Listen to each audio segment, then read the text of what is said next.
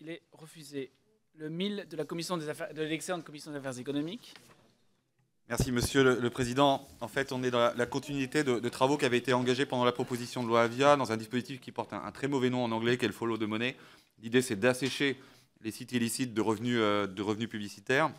Et dans cette disposition qui fait suite aux travaux qui ont déjà été engagés, il s'agit de modifier la loi Sapin afin de renforcer les obligations de vendeurs d'espace. On est là devant un sujet qui avait été cranté sur la proposition de loi Avia et qui avait rendez-vous au projet de loi audiovisuel pour subir des évolutions. Et c'est les évolutions que je vous propose pour rendre le dispositif de la loi Avia encore plus opérant et efficace.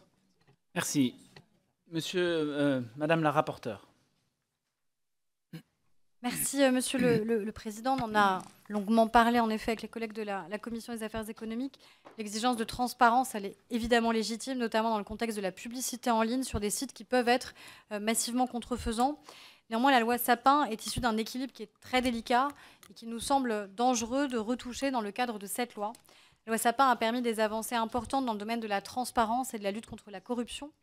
Si elle pourrait faire l'objet probablement d'améliorations supplémentaires, notamment pour ce qui est du commerce et de la publicité en ligne, ce sujet devrait faire l'objet d'une consultation préalable des différentes parties prenantes. C'est la raison pour laquelle je vous propose que cette consultation puisse avoir lieu dans les semaines qui viennent, en amont de la séance, donc plutôt une demande de retrait en vue de le retravailler ensemble.